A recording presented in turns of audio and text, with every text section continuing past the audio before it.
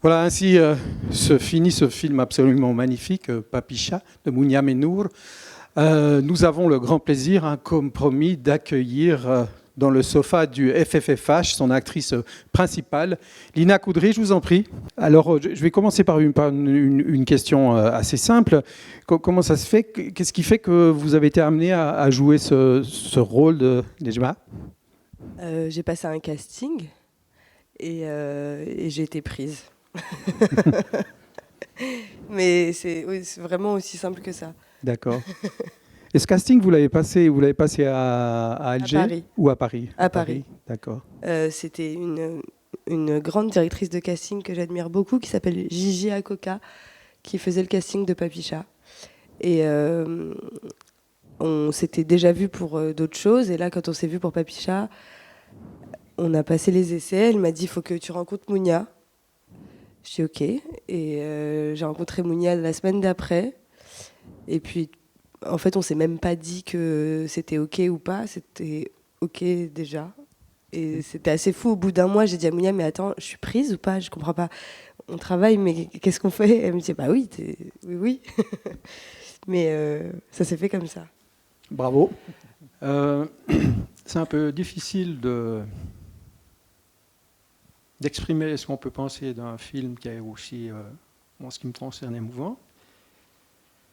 Vous ne voulez pas faire d'amalgame avec une certaine religion, ce qui est très bien. Moi, je penserais plutôt non pas à de la folie, mais à la bêtise. Et j'aime bien citer Einstein qui un jour a dit deux choses sont infinies, l'univers et la bêtise humaine. Mais je ne suis pas sûr à propos de l'univers.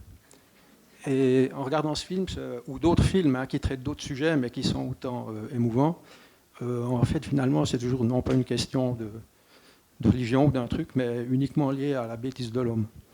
Maintenant, pour ma question, comment est-ce qu'on arrive, en étant aussi jeune que vous, tourner un rôle aussi dur, aussi émouvant? Est-ce qu'on en ressort totalement indemne ou ça laisse quand même des traces? Merci. Et déjà, merci à vous d'être venu.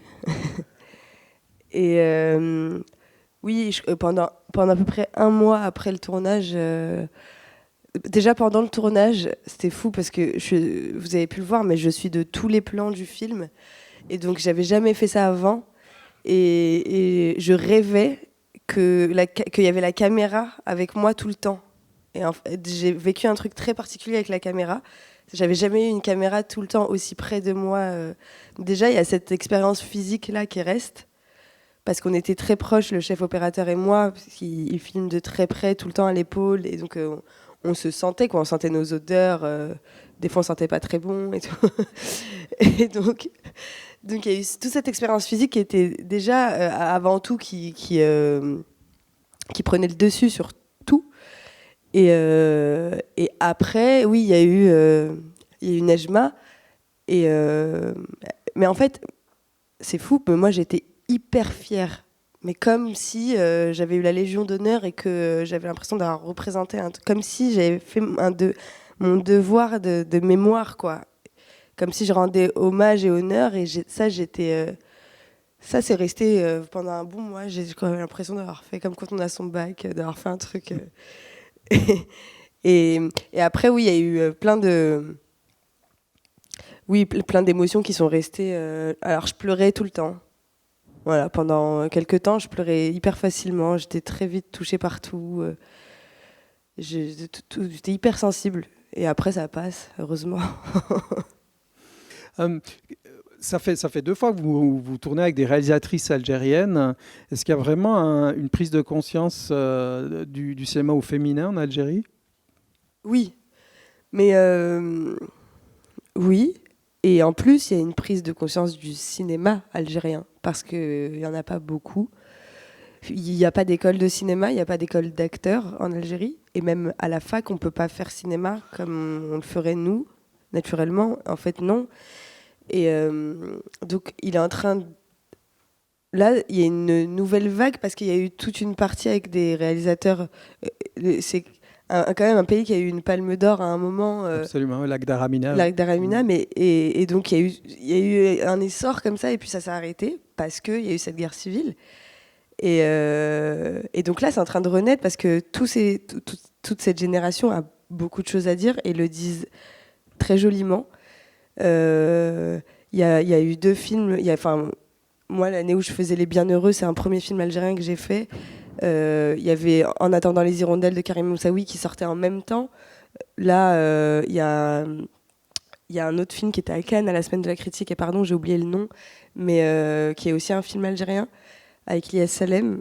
Et il y a plein d'autres films en fait qui se font, des courts-métrages aussi. Ça, c'est extraordinaire parce que ça veut dire que les jeunes, ils prennent leur caméra, ils se débrouillent avec leurs iPhones, et ils racontent leurs histoires. Et moi, je pense qu'on peut clairement parler de nouvelles vagues du cinéma algérien qui est en train de naître là. Je vous remercie beaucoup, Lina Koudry. Merci à vous. C'était extrêmement intéressant. Merci. Est-ce que... Ouais. Attendez. Je vous en prie. On fait un truc depuis le début de la tournée du film. Alors, c'est la première fois que je vais le faire. Les filles l'ont toutes fait, mais je vais essayer. Est-ce que vous avez tous un téléphone ? Est-ce que vous pouvez tous mettre la lumière comme ça ? Et je vais prendre une photo pour leur envoyer.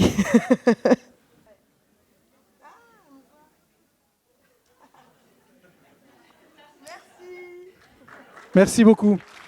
Merci Lina.